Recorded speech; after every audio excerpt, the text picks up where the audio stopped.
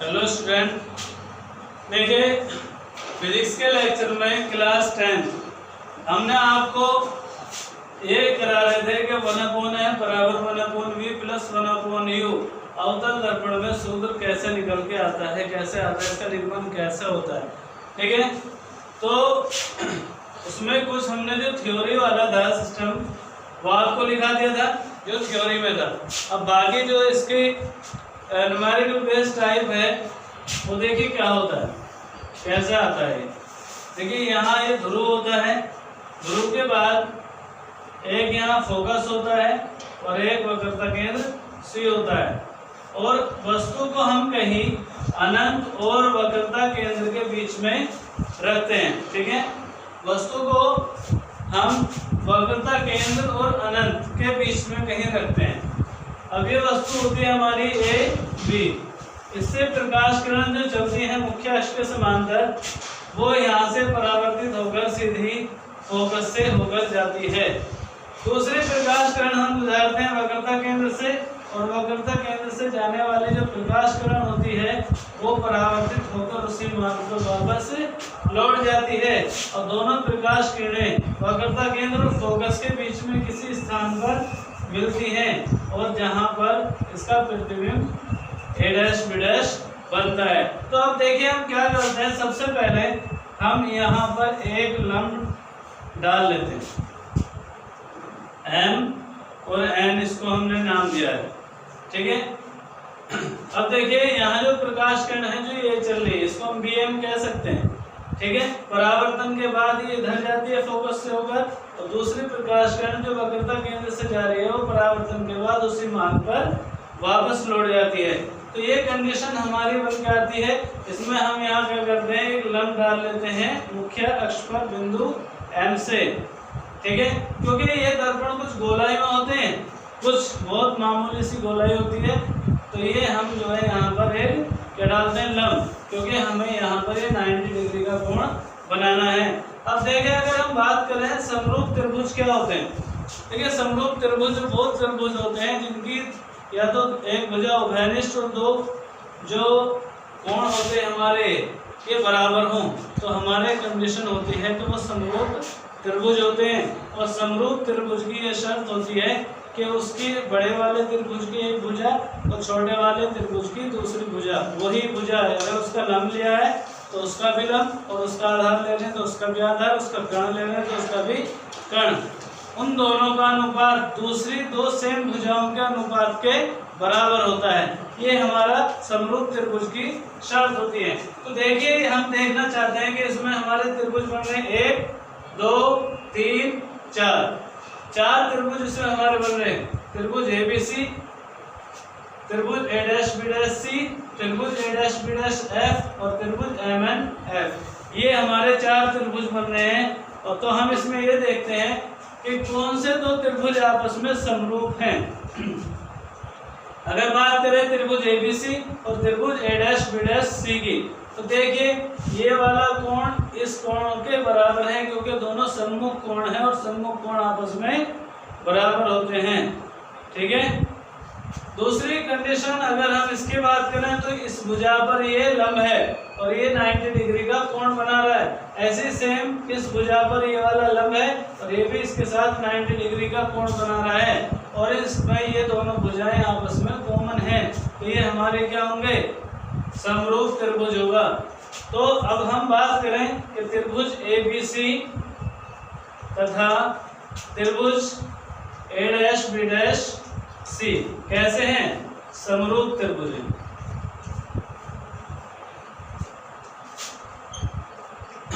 देखिए एक चीज इसमें रह गई है कि हमने बताया था सारी दूरी बिंदु P से नापते हैं। इस मुख्य अक्ष पर जितनी भी दूरियां होती हैं वो सब की सब बिंदु P से नापी जाती हैं। अब अगर हम बात करें P से F तक, तो ये हमारी फोकस दूरी होती है, और इसे हम स्मॉल f से दिखाते हैं। लेफ्ट साइड में है तो माइनस की होगी, ऋणात्मक होगी।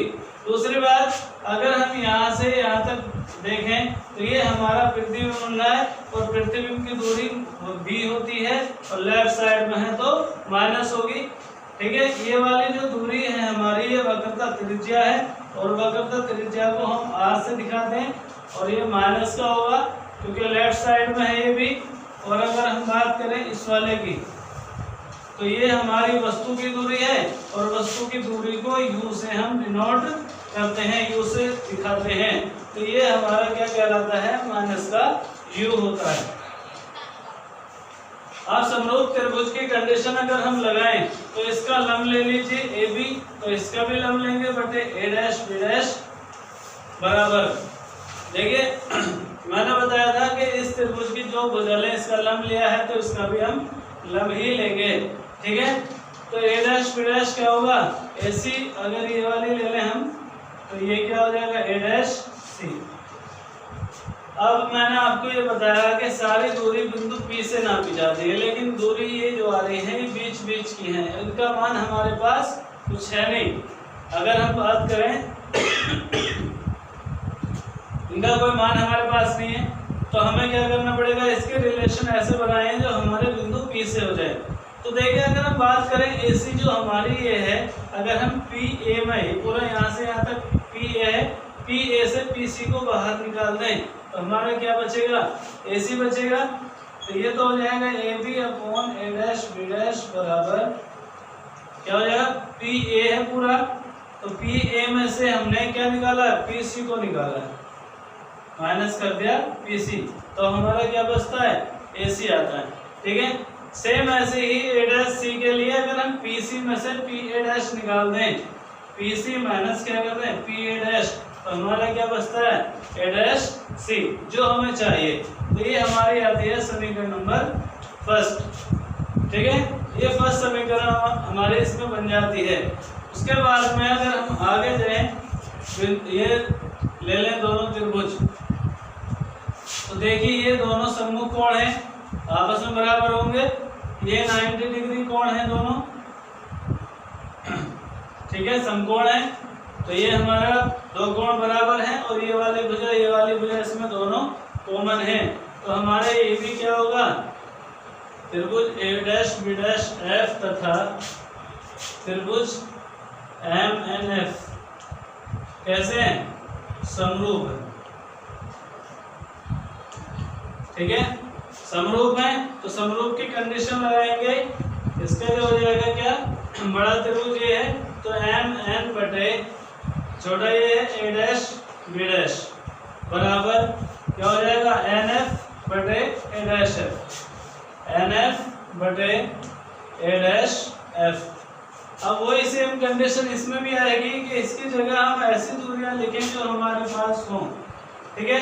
तो देखिए मैंने आपको बताया कि इसकी जो गोलाई होती है वो बहुत मामूली सी, बहुत कम होती है, और इसका अगर हम यहाँ से इस बिंदु P से और N की दूरी निकालें तो 0.00 करके बहुत छोटी संख्या आएंगी, इसलिए हम इसको डायरेक्ट NF ना मान के डायरेक्ट मान लेते हैं लगभग में PF, ठीक है। ये दूरी हम NF न लेके डायरेक्ट PF से ही मान लेते हैं, ठीक है।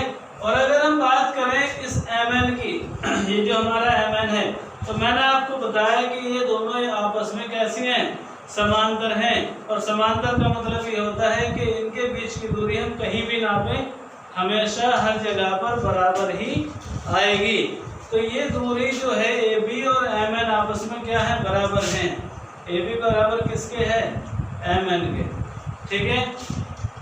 तो और यहाँ से रख सकते हैं हम इसमें MN की जगह क्या रखते हैं, AB upon A dash B dash बराबर NF की जगह क्या रखें हम, PF बटे, अब A डैश F हमारी ये दूरी है, अगर हम इस PA डैश में से इस PF को बाहर निकाल दें, PA डैश में से PF को बाहर निकाल दें तो हमारे क्या बचता है, A डैश F बचता है, ठीक है।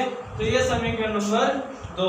अब अगर हम देखें इस समीकरण नंबर 1 को देखें और समीकरण नंबर 2 को देखें, तो दोनों में क्या समानता है कि ये AB upon A dash B dash और ये भी क्या है, AB upon A dash B dash. जब ये आपस में बराबर हैं तो ये दोनों भी तो आपस में बराबर होंगे। तो समीकरण 1 व 2 से, ठीक है, क्या हो जाएगा, PA माइनस PC बटे PC माइनस PA डैश बराबर किसके होगा, P F upon P A dash minus P F.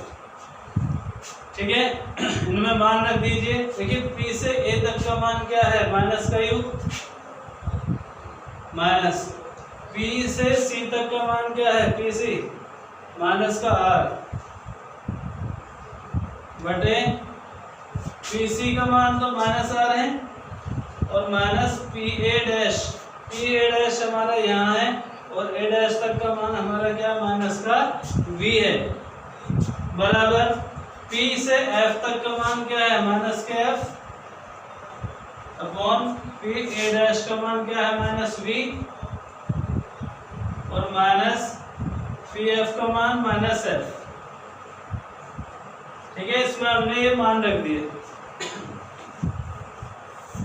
जब ये मान रखे तो यहाँ क्या हो जाएगा, minus you minus minus plus का आर, और ब्रैकेट खोल दिए हमने, तो ये माइनस की जगह जहाँ जहाँ माइनस की गुणा हो रही है वहाँ गुणा कर दीजिए, प्लस वी और minus F upon minus V plus F, ये हो जाएगा हमारा।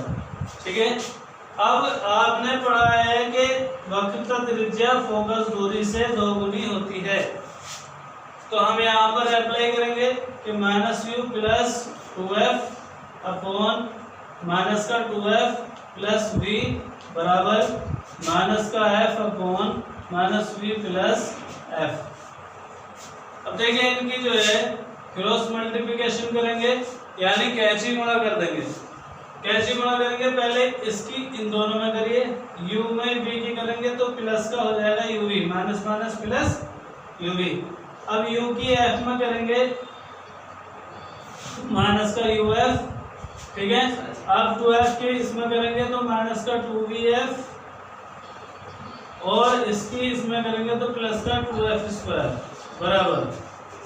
अब इसकी गुणा जब यहाँ करेंगे तो minus minus plus 2f square, और v की करेंगे तो माइनस का vf, ये हमारा आ जाएगा। देखिए uv को इधर ही रखिए और f वाले सारे एक साइड ले जाइए, तो uv बराबर पहले ये लिख लो 2f स्क्वायर माइनस vf, अब ये इधर आके प्लस का uf, और ये इधर आके प्लस का 2vf, और ये माइनस का 2f स्क्वायर। अब देखिए इस साइड में ये प्लस का है, ये माइनस का, आपस में घट जाएंगे, दोनों घट जाएंगे। ठीक है, अब यहाँ से क्या हो जाएगा, uv बराबर, देखिए एक तो बच रहा है हमारे पास uf प्लस का, और ये 2vf है और ये 1vf है, तो दो में से एक कम हो जाएगा, तो प्लस का क्या बच जाएगा, vf बच जाएगा। ठीक है, अब यहाँ पर क्या करेंगे, दोनों ओर हम u, v और f से भाग कर देंगे।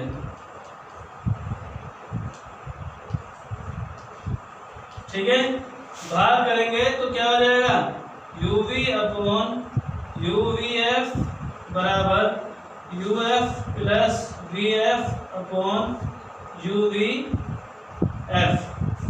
ये हो जाएगा। अब देखिए uv से uv कैंसिल हो जाएगा, अब यहाँ हो जाएगा, यहाँ क्या बचेगा 1 अपॉन f बराबर, अब यहाँ क्या हो जाएगा, देखिए जैसे हम एक जगह एलसीएम करते हैं अलग अलग भी कर सकते हैं, तो यहाँ से क्या हो जाएगा uf upon uvf plus vf upon uvf।